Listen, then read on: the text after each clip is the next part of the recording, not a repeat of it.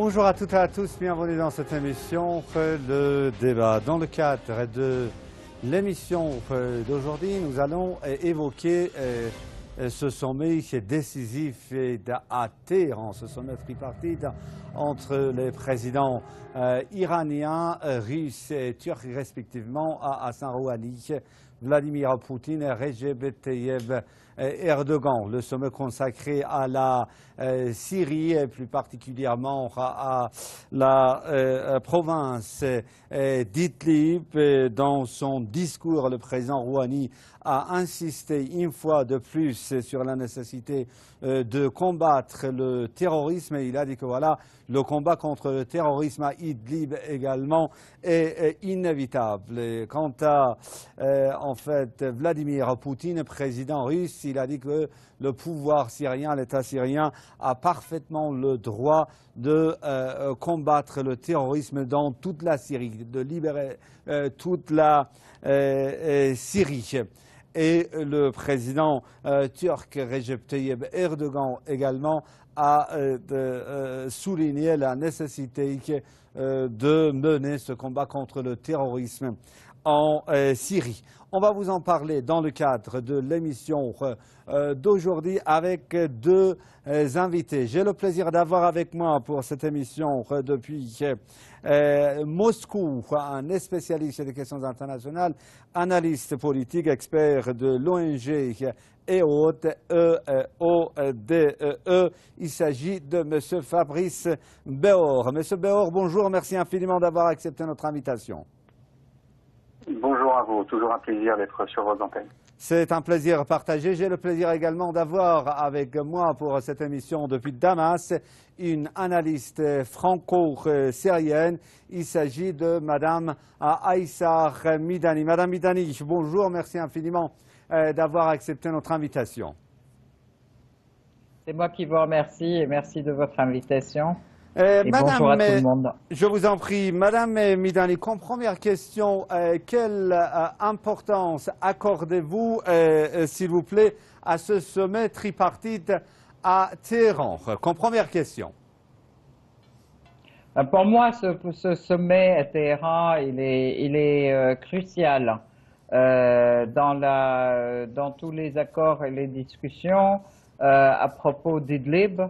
Dans la mesure où, en fait, il réunit, disons, la Russie, l'Iran et avec la Turquie, mais au plus haut sommet, à la plus haute représentation, ce sont les présidents de chacun des pays, d'une part. D'autre part, cette réunion fait suite aux réunions d'Astana où il était question aussi des zones d'abaissement de tension et Idlib en faisait partie.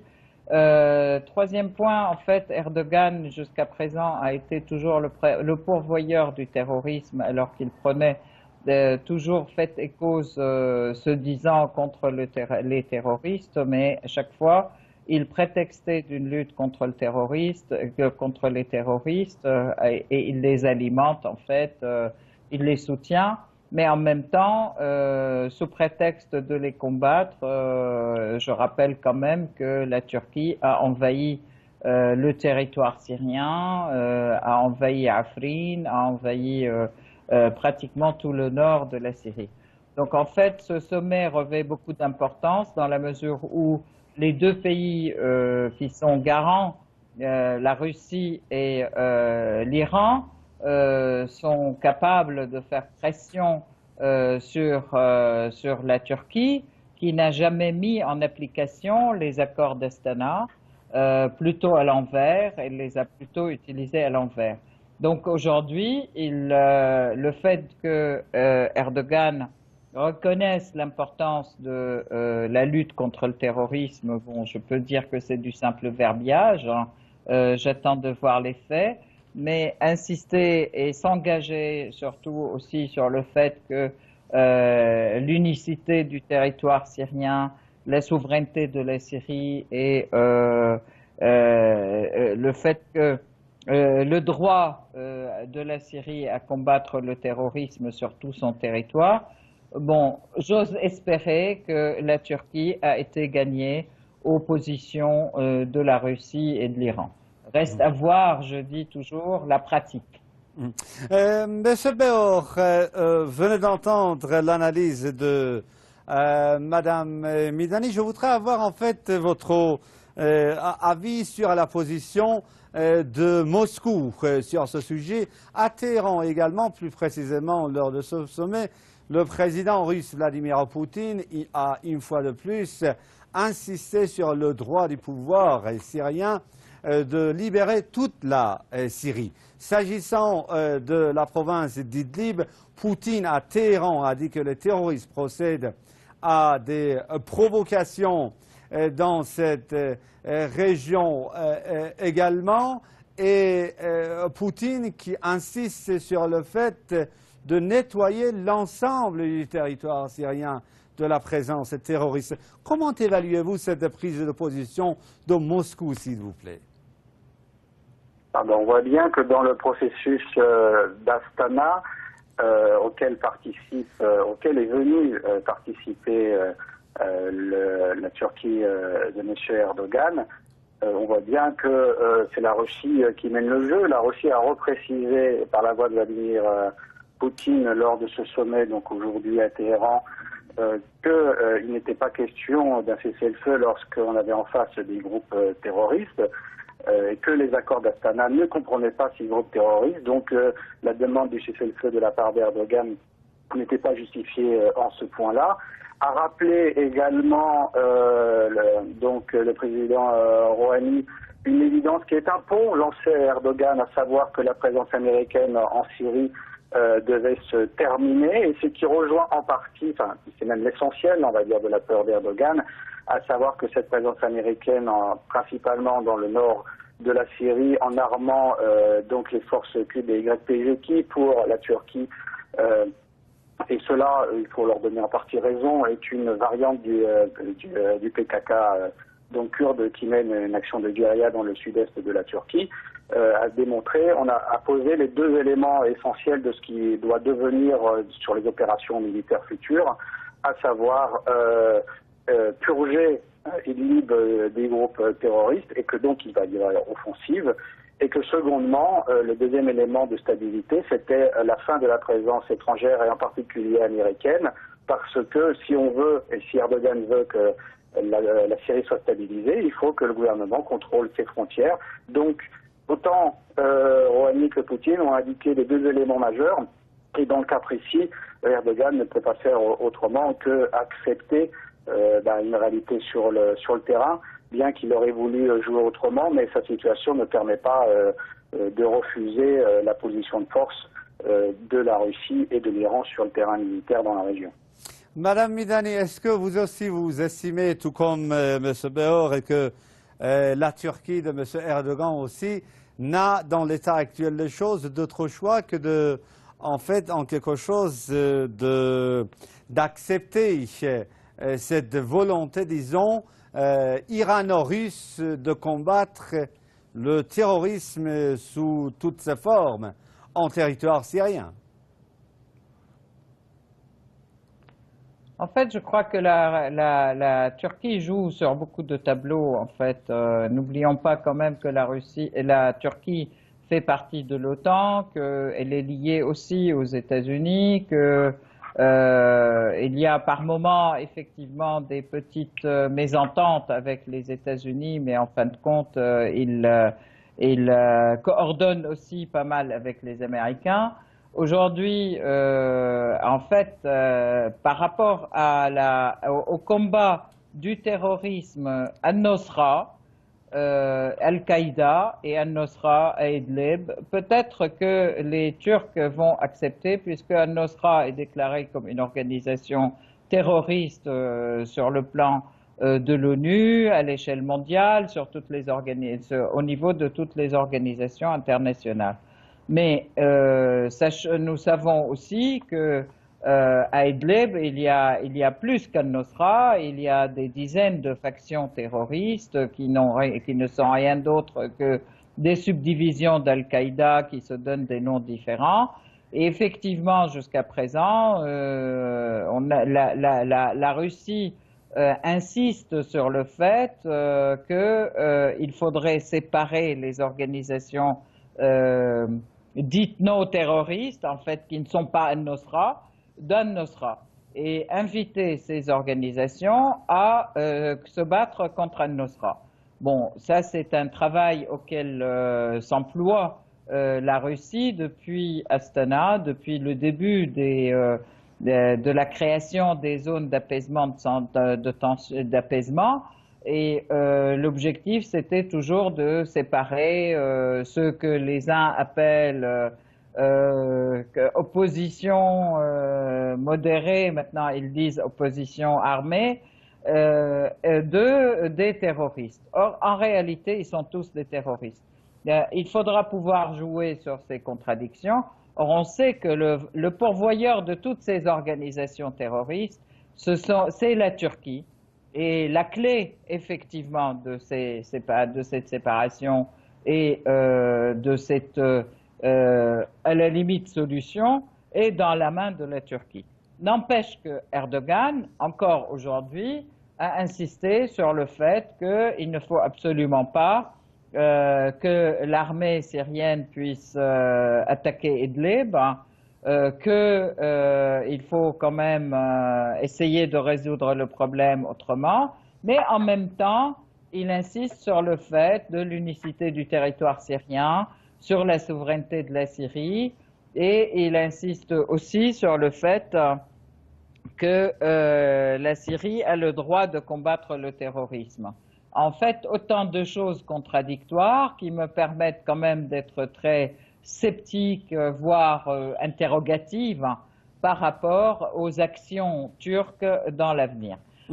Ceci dit, il est certain que la pression de la Russie et de l'Iran, qui insiste sur le fait que la Syrie a tout à fait le droit de combattre le terrorisme sur son territoire. Poutine qui a dit effectivement aujourd'hui l'État syrien contrôle plus de 90% du territoire syrien et il a le droit et à la limite le devoir de continuer quand même à libérer son pays du terrorisme.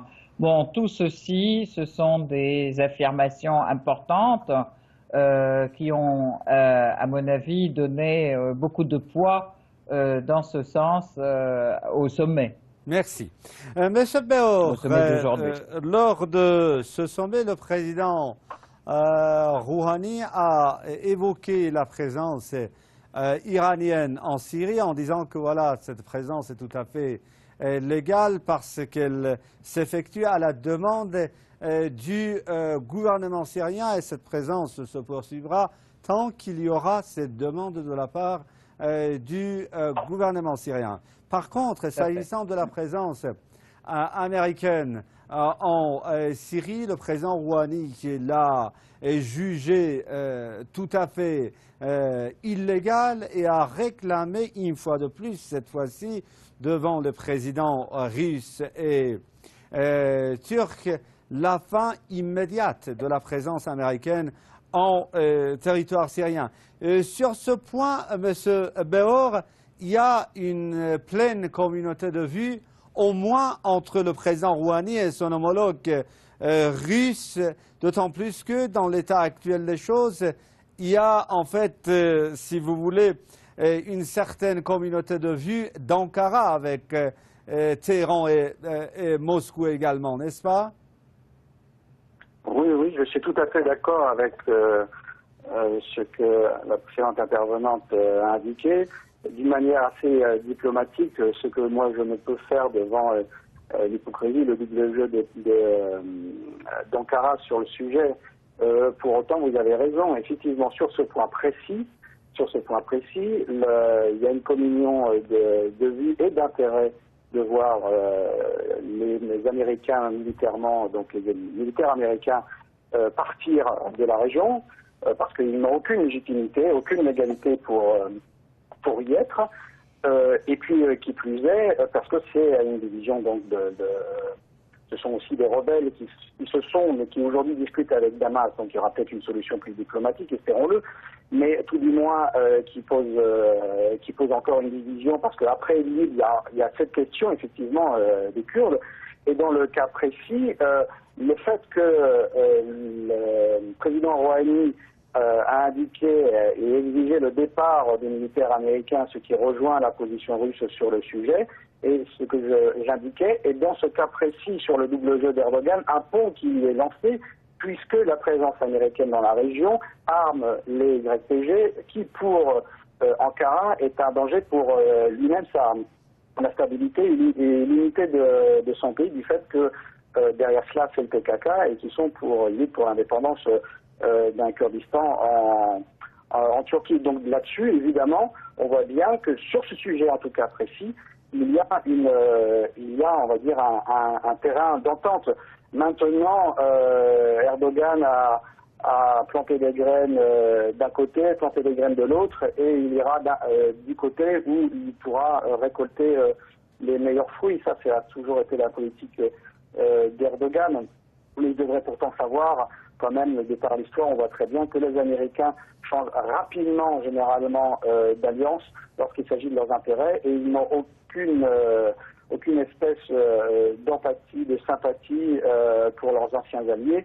Et aujourd'hui, dans le cas précis pour les Kurdes, je précise bien, ils pourront autant lâcher les Kurdes que se servir des Kurdes pour ce qui se passe à l'intérieur, on va dire, du jeu syrien. Peut-être qu'on en parlera. Et en cela, on va dire que espérons, moi je fais des diplomates, espérons que Erdogan saura comprendre quel est l'intérêt de son État, un intérêt à long terme. L'intérêt à long terme, c'est que la Syrie retrouve le contrôle de ses frontières afin de pouvoir effectivement éviter ce jeu américain en Syrie qui va certainement perdurer. Mais peut-être que c'est une de vos questions suivantes. Monsieur Béor, toujours à propos de la présence iranienne en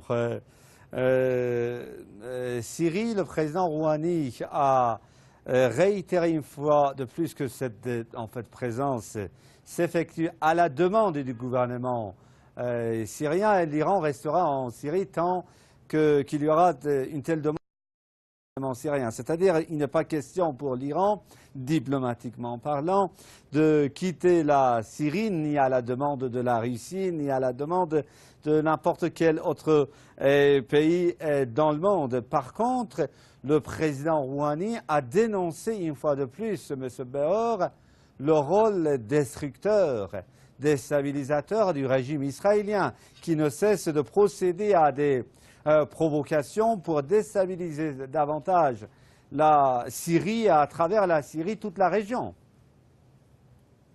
Oui, mais il faut peut-être comprendre en partie, il y a toujours plusieurs raisons, mais une partie de l'attitude américaine d'aujourd'hui, à savoir qu'il menace de nouveaux bombardements, ça s'explique en partie par les services qui pensent devoir à l'État sioniste d'Israël pour sa dite protection. Il y a en partie, il y a évidemment cet élément en partie de cela, mais je rappelle quand même que dernièrement, je ne sais plus dans quel journal israélien, ils ont dit eux-mêmes qu'ils avaient supprimé un article à la demande de Tzahal parce que cet article précisait avec des éléments très précis, effectivement, que Israël avait fait des livraisons d'armes aux djihadistes.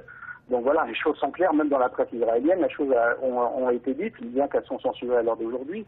Et que donc oui, Israël est un élément perturbateur du Proche-Orient, dans une région qui était dénucléarisée, qui n'avait pas connu l'arme atomique.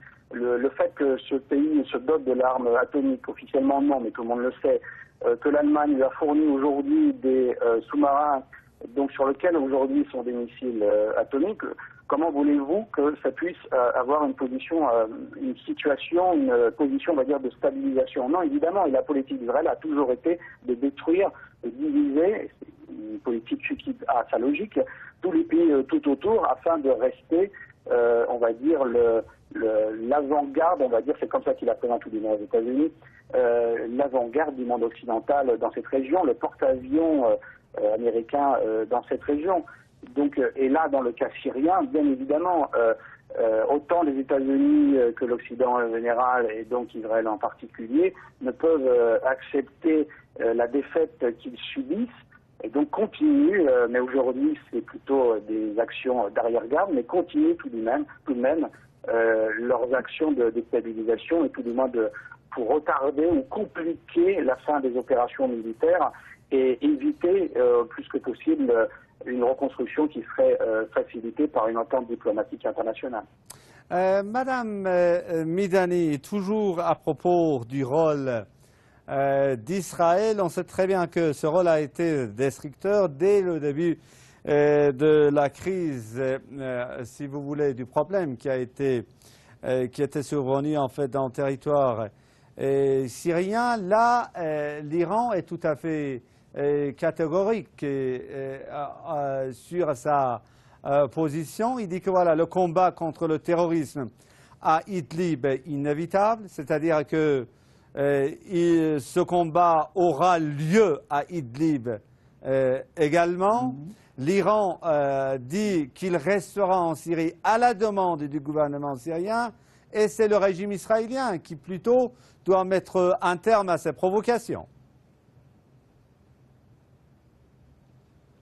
Absolument. En fait, Israël est un élément non seulement provocateur, mais c'est un élément crucial dans le soutien des terroristes dans toute la région. Nous avons vu lors de la libération de la Ghouta et de Souaïda et de Dera comment l'armée israélienne a attaqué la Syrie à plusieurs reprises. L'armée israélienne n'est rien d'autre que la couverture aérienne de l'avancée des terroristes, d'Al-Nosra, de Daesh, etc., et tous ceux qui sévissent en Syrie. En fait, ils se partagent les rôles entre eux-mêmes et les États-Unis. On a vu aussi que lorsqu'ils étaient lors de la libération du Qalamoun ainsi que la libération de l'est de la Syrie, donc du Boukamal, comment les hélicoptères américains sont venus repêcher les dirigeants de Daesh pour les recycler à Al-Tanf et puis les réinjecter à nouveau à Souaïda. Je rappelle, le massacre de Souaïda, ça a été fait par Daesh, qui venait aussi par la base d'Al-Tanf, qui est une base américaine dans ce secteur. Donc aussi bien les Américains que les Israéliens se partagent les rôles aussi du soutien des terroristes en Syrie. La Turquie joue aussi son rôle dans le nord de la Syrie. Jusqu'à présent, tout le monde, d'ailleurs, tous les trois prétendent se battre contre le terrorisme, mais la réalité, c'est qu'ils se battent pour soutenir les terroristes. Maintenant, je voudrais revenir à la question des Kurdes que monsieur a évoqué. Les Kurdes, le FSD, et les forces dites démocratiques syriennes qui sont composées de Kurdes ont présenté à plusieurs reprises ont dit leur volonté de discuter avec le gouvernement syrien, avec l'État syrien. D'ailleurs, je peux dire qu'il y a eu plusieurs délégations aussi qui sont venues à Damas de leur part.